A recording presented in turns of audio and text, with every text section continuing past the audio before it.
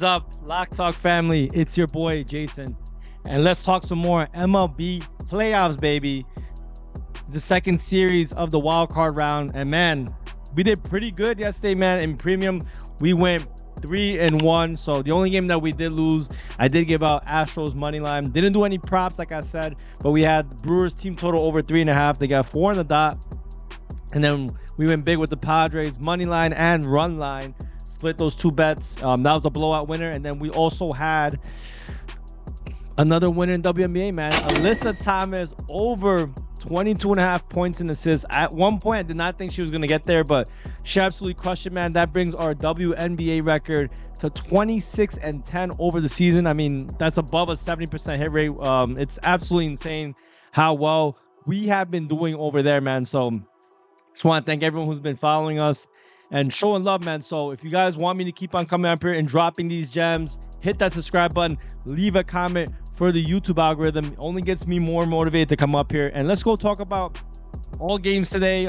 First game starts at 2:30, just like yesterday. So we had a full day of baseball. So let's buckle up and let's go talk about it. So the first game we're going to talk about is the Detroit Tigers and the Houston Astros. And let me just say this, like, man, the Astros, at least the pitching staff, like, I know Framber's getting a lot of hate right now, but he actually did pretty well. I think he had like one weird pitch that went through the middle, gave up a run, kind of got a little frustrated and gave up 2 runs. After that, he was pretty solid, man. Nothing happened, but I felt they pulled him out pretty early. They brought in Hader, they brought in a bunch of guys that I did not expect. Neris, like, I don't know. I mean, it's basically do or die right now. So they're going at all out. I assume they're going to use everyone in their bullpen that they can. I mean, who knows if Hader's going to come out again or Presley or whatever, but they're starting off with Hunter Brown, and he's been excellent at home, especially in and I think he could probably have another decent game. Obviously, Detroit has much better numbers against right-handed pitching versus left-handed pitching, so we'll see if they cause them some problems. On the Detroit side, they're starting with Tyler Holland. I think it's going to be a bullpen game. Detroit also used up a bunch of guys in their bullpen, but I mean, look, Tarek Skubal did amazing, man. He had a really, really good game. So I think, you know, we'll see if they continue this success, but I'm really expecting the Astros bats to come wake up again, because they had a ton of chances to at least tie that game or even win the game outright. Even the bottom of the 9th, they had a bunch of guys on base. They left a bunch of guys on base in general. So it's tough, man. I do think, obviously, like, there are some guy, like, I'll say this. Well, where is he at? Where's my boy at? No. Oh, Jordan Alvarez. You could clearly see that he's not 100%. He wasn't able to run with the same ferocity, in my opinion. Let's see. Oh shit. Hold on. I'm trying to lower this light. He was not running with the same ferocity as prior. So he was going around the base running, things like that. But I mean, he still was able to had a decent game. Houston is a huge favorite in this game. And yeah, man, I mean, it's gonna be a tough one. I mean, I think Detroit's gonna have to use their bullpen. I think the Astros bullpen is definitely better. The starting pitching wise, I think Hunter Brown's gonna be solid at home. I personally probably wouldn't bet this. Houston money line at -174. It's not too attractive to me. We can take a look at where the line's been moving. This line opened up at -160, has gone all the way down up to -170.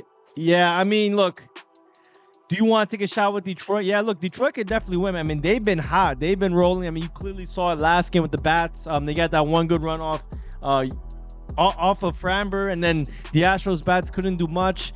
But I expect the Astros bats to wake up and probably put some runs up this time. I mean, they had 1 run, but I wouldn't expect something like that again. That begs the question, should we do over or under? I don't know. I mean, maybe I'd say the only other way you could do like a Houston type bet, make it do Houston team total over. You can do instead of doing money line, maybe you could do over 3.5 at -150 or over 4.5 at plus money. It's tough. Like, I do think Tyler Holland's okay. We'll see who they end up rolling with, but I was forced to make a pick on the side. I'll probably roll with the Astros.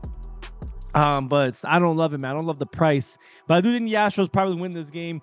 Maybe you could look at some props for Hunter Brown. Hunter Brown's been pretty good at home, but tough game though. I'll say that. I honestly might skip this game. All right.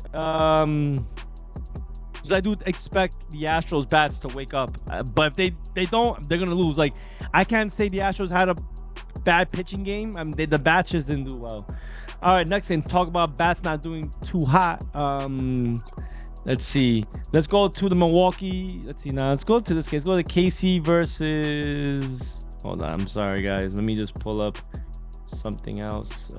I'm just pulling up some more data. So I gotta go through the KC game. Let's see. Yeah, let's see. Let's go through this KC game against the Orioles. And what can I say, man? This game was honestly terrible to watch, but I can't really blame Corbin Burns. Baltimore ended up losing this game 1-0. I mean, he only gave a 1 earned run. That's a quality start. The bats for the Orioles just didn't come through, bro. I mean, Seth Lugo got the job done. I'm sorry, not Seth Lugo. Cole Reagans got the job done. They'll now be going with Seth Lugo on the Royals side, and on the Baltimore side, Zach Eflin. Man, this is a tough one. Look, Lugo has not been as good on the road typically. And he has not been doing that well against Baltimore. You clearly see right here, 6.75 ERA per earned runs per 9. He's had a tough time against some of these bats, but the Baltimore bats have not been waking up. Zach Eflin on the other side, he's also not done that well against his Royals team, but the Royals bats have not done anything either, man. They've been so inconsistent. It's so tough for me to make like a strong bet on this game or prediction, just because I'm not really sure like if the bats will come through. Am I confident in the starting pitching? I mean, I guess so. Like, I think both Lugo and Eflin have been okay. Eflin's definitely much better at home than on the road. So he has a much better split right here. Let me see. I want to pull up some other stuff.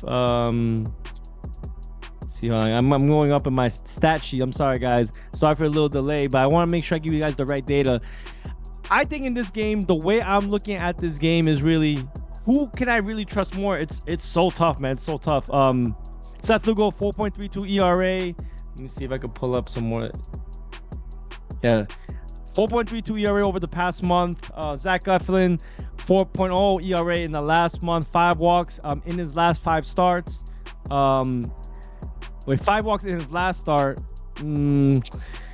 But the Orioles, I will say this, they've been doing much better against right-handed pitching versus left-handed pitching. So much better situational spot for them versus last game where they faced the lefty in Cole Reagans.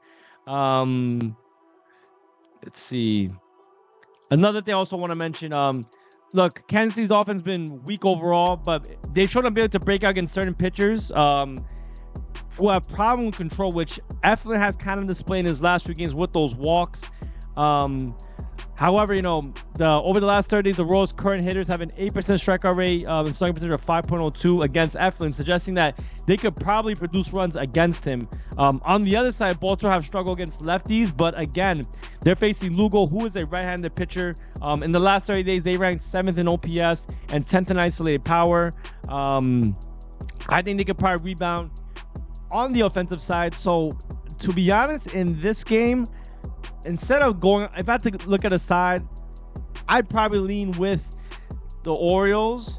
I think their bats maybe wake up against Lugo, but I'm kind of looking at this over, man. 7.5. I do think both pitchers are vulnerable to get tagged up. They both had history against each other, but man, it's so hard. The offenses have been so inconsistent. It's really hard to go either way, but for the game pick, give me the Orioles. I'm not confident in that pick, but I kind of like runs coming from both sides. I think both bullpens can get touched up, and I think the starting pitchers, they can also get touched up. So maybe even a first 5 over, but I'm looking for runs, man. I do think the bats will wake up in this game, but like I said in the last game, man, it's tough because they've been so consistent. If you were betting on that game, if you bet on the side, you're probably pulling your hair out because you were stressed out. I mean, Orioles had chances, the Royals had chances. They just both really couldn't convert. Royals just got 1 run, and that was really it, to be honest. So, all right, let's see. Let's go to this next game. We'll talk about the Milwaukee Brewers against the Mets. And hey, I told you in the last game, I did not trust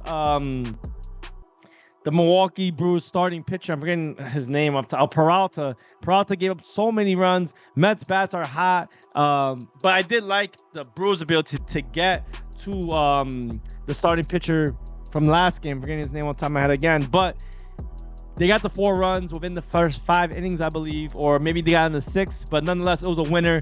So where do we go in this game? We got Frankie Montas. Frankie Montas on the Brewers side, and then Sean Manaea on the Mets side. It's a tough one, man. I mean, Frankie Montas has been poor on the Mets side, but he's not been as good against left-handed bats. I believe if I'm correct, the Milwaukee Brewers actually have a decent amount of left-handed bats, but they've been also okay against left-handed pitching, not that great. And the Mets, they've been really, really solid against right-handed pitchers, and they've had a lot of history against Frankie Montas. Mets bullpen is also a little bit more rested in this game versus last game, where obviously they had that doubleheader, but it didn't matter. They got their bats really, really backed them up. The Brewers, however, they're still one of the best teams in baseball. Their performance against left-handed pitcher has been inconsistent. So we'll see if they were able to tie up this series, man. I do think, I'll say this, man. I do think Frankie Montas, he's been struggling a decent amount against these left-handed bats, and he's walked a lot of batters. Mets lineup will probably give him some problems. On the other side, I mean, Sean Manaea, he didn't have a great outing his last time out. I mean, Milwaukee, they're not as good against lefties. Mets throughout the season have had times where they've been really, really good against lefties. Overall, I'd say this. Frankie Montas in particular, let me put on the Mets side. He's at a 5.93 ERA over his last 6 home starts with a 10% walk rate. So, I mean, giving up chances, and you don't want to do this against this Mets team. Over the last 14 days, the Mets have ranked 3rd in WRC plus and 4th in OPS against right-handed pitchers. But obviously, Frankie, right-handed pitcher right here. I think guys like Lindor and Nimmo can get to him. They've been pretty consistent in the series. Brewers are against left-handed pitching, as we have Sean Manaea on the other side. They've struggled, ranking almost dead last or bottom tier against a lot of these advanced metrics. I think in this game, the Mets have a significant, at least starting offensive advantage, especially with Montas' struggle. The only thing is obviously concerning is why is the line at plus 100? I think the Mets can get to Montas. Can Sean Manaea bounce back from his poor performance in his last game? We'll see. If we pull up Montas, let me see. Pull up Montas in his last game. Let's see. We go to the head-to-head. He gave up 5 earned runs against Milwaukee in a game they needed to win. So does he bounce back in this game? We'll find out, man. I mean, I kind of want to think that he can, but we'll see.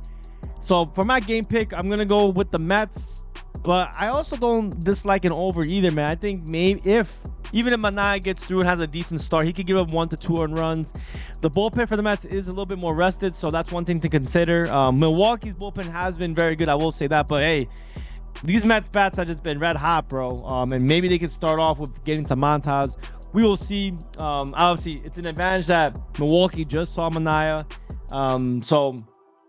And also, I think, the Mets, with their history with Frankie Montas, I think, he could also get touched up as well. If you look at even the head-to-head, the last time they played him, he gave up 2 earned runs last week. It was the same matchup.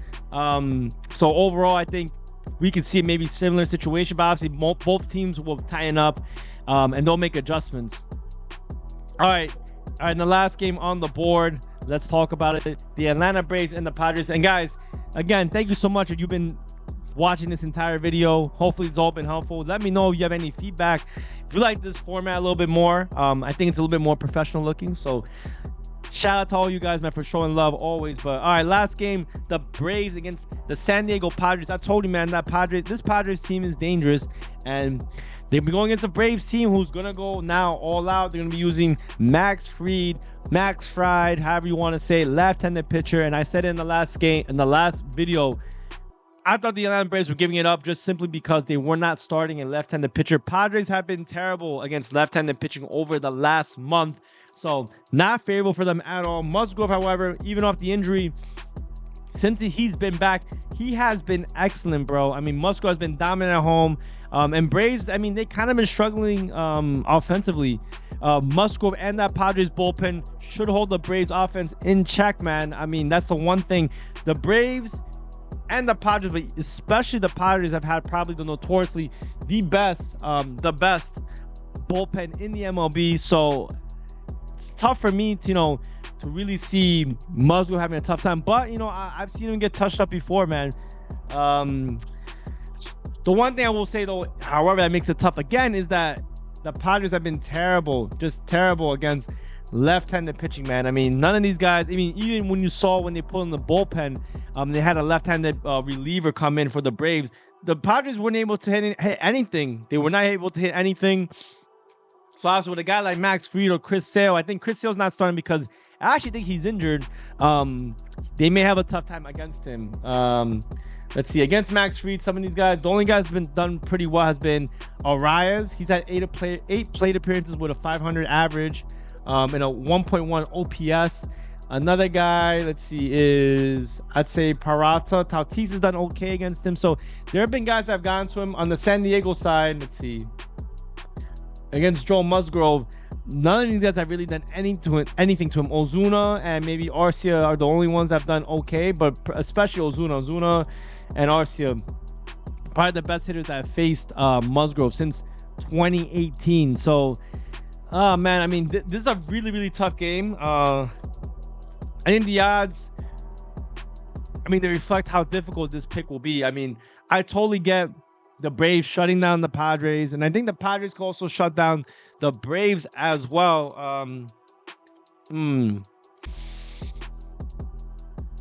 I honestly think that after Fried is done pitching, I think the game will be close. But I do think the Padres bullpen will edge it out at home. I think the offense will also edge it out when the Braves, again, look, the Braves and the Mets, even though they got a little bit of day of rest, and they're going to use their best guys no matter what, the highest leverage dudes, I think the Padres will still edge it out. I think Musgrove can get the job done, limit, the opportunities. And, Fried could do the same thing, but I think it's going to be a low-scoring game with the Padres ending up edging it out at the end. I like the Padres at home, even though, look, I'll say this, these are some advanced stats. Padres against left-handed pitching, lower tier against WRC plus and OPS in the last 30 days. So this supports the concern about weakness against left-handed pitching. Max Fried, I mean, he's been one of the most reliable left-handed playoff pitchers. Musgrove, on the other hand, same thing. Over his last 5 starts, he's had a .08 whip. So he's been elite at home. This is why they're throwing him out there, man, because they want to kind of secure this win and secure, this series. This might conclude, I think, Musgrove at home, even though the Padres team has had struggles against left-handed pitching, they'll edge it out at the end. Especially, I'll say this too, given Fried's playoff pedigree, I still think the Padres can win it, but I wouldn't blame you either way. I think I can see the argument for the Atlanta side or the Padres side, bro. So whether way you guys want to put it, let's go take a look before I get off this with the money line, where that's where it's been going. And it's pretty evenly split, bro. I mean, I guess more people are still on the Padres side, but yeah, man, I think the Padres are the better team, I think, overall. So give me the Padres. So again, guys, thank you so much. These are the 4 breakdowns. If you want to know exactly what I'm giving out the premium, hit that pin comment down below. Go get yourself a super discount because WNBA is back tomorrow. And as soon as you know it, NBA will be back as well. So you know how we've been doing there. I'll see y'all guys in the next one.